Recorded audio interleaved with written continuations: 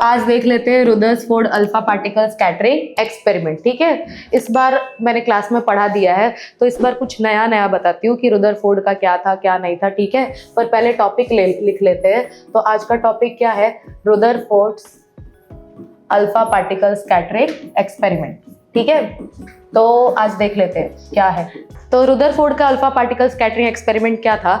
सबसे पहले तो कि ना उसके पहले सबसे पहले जे थॉमसन ने अपना एटॉमिक मॉडल दिया था। ठीक है, तुमको पता ही है कि एमसीक्यू में क्वेश्चन भी आ सकता है कि जे थॉमसन ने क्या दिया था? अपना एटॉमिक मॉडल। ठीक है, उसके बाद कौन आया? उसके बाद आ गए थॉमसन। ठीक है, थॉमसन ने भी बोल दिया कि मेरा भी एक वाटरमेलन मॉडल है। क्या है? Watermelon model.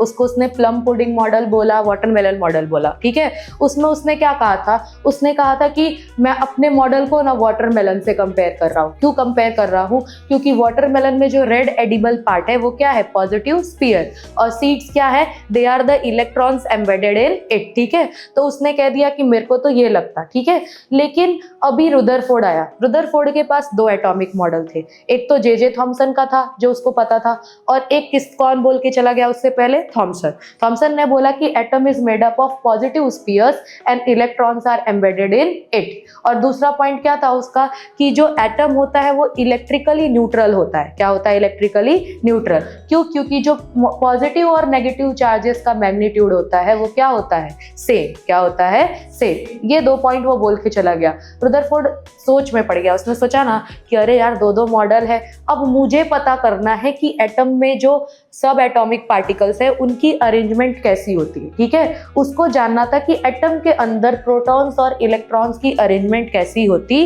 है। ठीक है, तो रुदरफोर्ड ने एक्सपेरिमेंट डिजाइन क्यों किया था? To know the arrangement of sub atomic particles. किस लिए किया था? To know the arrangement of sub atomic particles. ठीक है, अभी उसको ये बात जाननी थी कि कैसे अंदर इलेक्ट्रॉन और प्रोटॉन्स अरेंज होते हैं। ठीक है, अब उसको ये जानना था तो उसने सोचा ना कि एक एक्सपेरिमेंट कंडक्ट करता हूँ। अगर थॉमसन की बात सही होगी तो पता लग जाएगा, और अगर नहीं भी सही होगी तो पता नहीं चल पाएगा, पर कुछ ना कुछ तो मेरा एक्सपेरिमेंट बता ही देगा। ठीक है, तो उसने क्या किया? उसने अल्फा पार्टिकल सोचा। अब अल्फा पार्टिकल कहाँ से लाए? ये वाला क्वेश्चन आता है ना कि अल्फा पार्टिकल आएगा कहाँ से। अभी तक मैंने तुमको पढ़ाया था कि उसने अल्फा पार्टिकल लिया था, पर मैंने तुमको ये नहीं बताया कि सोर्स क्या था। ठीक है, सोर्स में पता है क्या था? एक लीड का बॉक्स था। क्या था? एक लीड का बॉक्स। क्या था? लीड का बॉक्स, और उसमें एक एलिमेंट रखा था जिसको हम बोलते हैं रेडियम। क्या बोलते हैं? रेडियम। ठीक है, तो एक लीड का बॉक्स था जिसमें क्या रखा था? रेडियम। अब ये रेडियम का क्या खासियत है ना कि ये एक रेडियो एक्टिव एलिमेंट है। क्या है? Radio active element. ठीक है, अभी रेडियो एक्टिव एलिमेंट का मतलब क्या होता है कि जब ये डीके होगा ना, मतलब जब क्या होगा? डिस्ट्रॉय होगा। डीके का मतलब होता है डिकम्पोज। तो जब ये डीके होगा ना तो ये क्या रिलीज करेगा या क्या एमिट करेगा? Alpha particles. क्या करेगा? Alpha particle. अब क्वेश्चन आता है, मैम डीके अपने आप होगा? यस। क्या होगा? Decay naturally. क्या होगा? Decay naturally. आया समझ में? तो रुदरफोर्ड को अल्फा पार्टिकल के लिए सोर्स चाहिए था। ठीक है, क्योंकि वो अगर एक्सपेरिमेंट कर रहा है तो उसको चाहिए ना कि कहाँ से लाऊं अल्फा पार्टिकल। तो उसने क्या किया? उसने लिया रेडियम। क्या लिया उसने? रेडियम। रेडियम किसके अंदर लिया? Lead box. किसके अंदर लिया? लीड बॉक्स में क्या रखा उसने? रेडियम। अब जो ये लीड बॉक्स में रेडियम रखा, और जब रेडियम डीके होता है तो वो क्या करता है? अल्फा पार्टिकल्स एमिट करता है। क्या करता है? अल्फा पार्टिकल एमिट, और नेचुरली क्या एमिट कर देता है? Alpha particles. ठीक है, तो हमको सोर्स पता चल गया है ना कि सोर्स कहाँ से आया? अल्फा पार्टिकल रेडियम से। क्या हुआ? रेडियम। रेडियम जो कि क्या है? एक एलिमेंट है। कौन सा एलिमेंट है? Radio active element. कौन सा एलिमेंट है? Radio active element. और जब वो नेचुरली डीके होता है तो वो क्या रिलीज करता है? Alpha particle. मिल गया सोर्स हमको अल्फा पार्टिकल का। अब दूसरा चाहिए था उसको गोल्ड फॉयल, है ना। गोल्ड फॉयल क्यों ली, है ना? क्वेश्चन आता है। गोल्ड फॉयल इसलिए ली क्योंकि वो बहुत ज्यादा पतली हो सकती है, वो मलिएबल है क्योंकि मेटल है, तो वो क्या हो सकता है?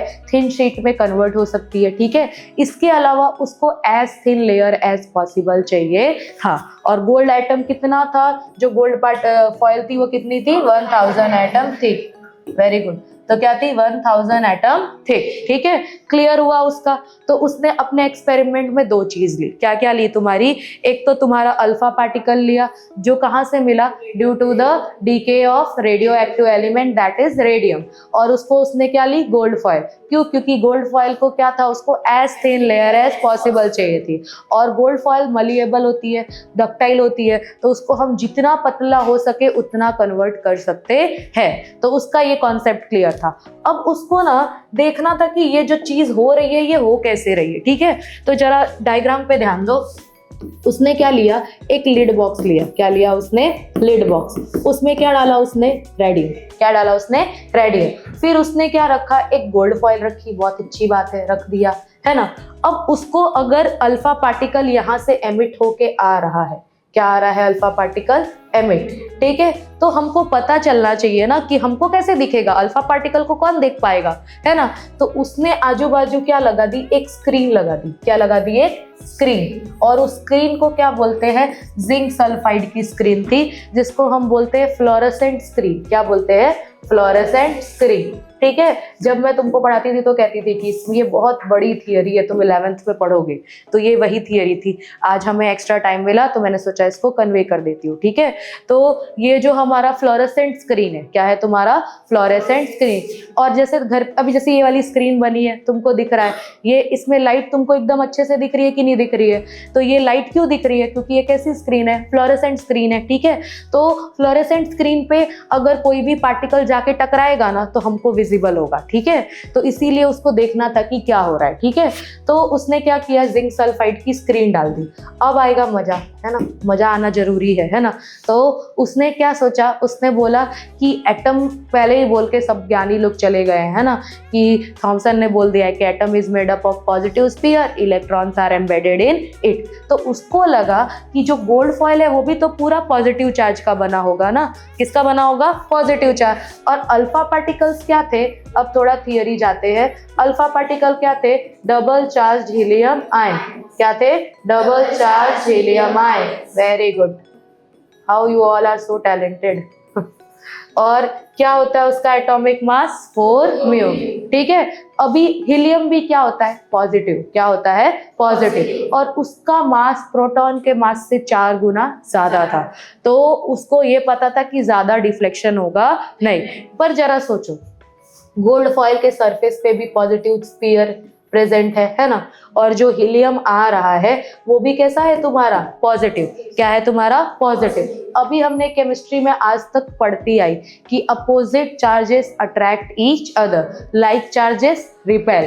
पॉजिटिव पॉजिटिव है तो क्या करेगा, रिपेल, क्या करेगा, रिपेल। तो अगर टकराएगा जाके, इधर भी ये भी पॉजिटिव है वो भी पॉजिटिव है। अभी अगर कोई ऐसा होता है क्लास में जो तुमको नहीं पसंद आता है ना, तो तुम क्या करते हो, उसको देखते हो और उसके साइड से निकल जाते हो, है ना, यही करते हो ना। ऐसा कोई है कि नहीं मैं तो जाके दोस्त बन जाता हूँ, क्या है आज ही ईद मना लेता हूँ, ऐसा कुछ है नहीं, है ना। या आज ही होली मना लेती हूँ, गले लग जाती हूँ, ऐसा कुछ नहीं है ना, साइड से निकल जाते हो, ठीक है ना। तो वैसे ही अगर पॉजिटिव चार्ज है और अगर पॉजिटिव चार्ज इस गोल्ड फॉयल के ऊपर लगा, है ना, तो वो क्या करेगा, वो साइड से निकलेगा, निकली जाएगा ना, ऑब्वियस सी बात है।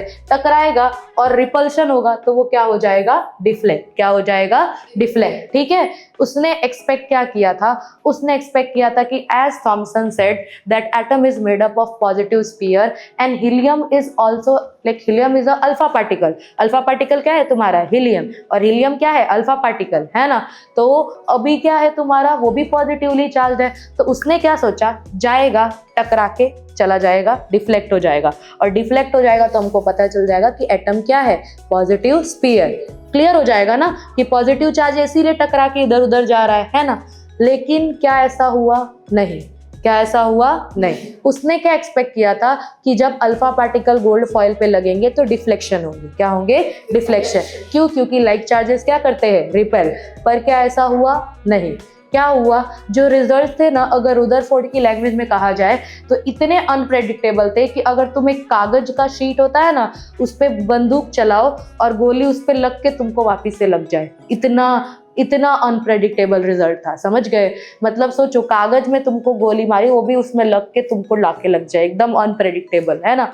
तो अभी क्या हुआ देख लेते हैं क्या हुआ एग्जैक्टली क्या हुआ। जो अल्फा पार्टिकल थे ना, most of them pass straight, क्या हो गए, सारे के सारे क्या हो गए, स्ट्रेट पास हो गए। उसने क्या एक्सपेक्ट किया था, डिफ्लेक्शन, क्या हो गए, स्ट्रेट पास।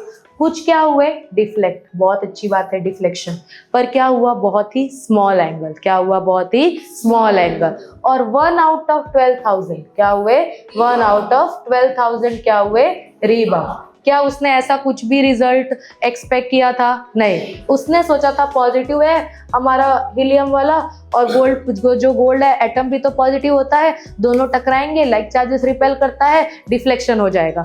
पर हुआ क्या, पहला तो बहुत सारे क्या हो गए, स्ट्रेट पास। और उसको कैसे पता चला, आके इस पे टकरा रहे थे ना, तो उसको पता है कि स्ट्रेट स्ट्रेट आ रहा है, स्क्रीन बता रही है।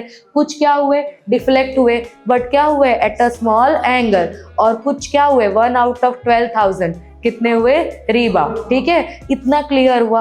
अब जो रुदरफोर्ड है ना, वो टेंशन में आ गया कि अरे ऐसा कैसे हो गया, मैंने तो डिफ्लेक्शन एक्सपेक्ट किया था, है ना।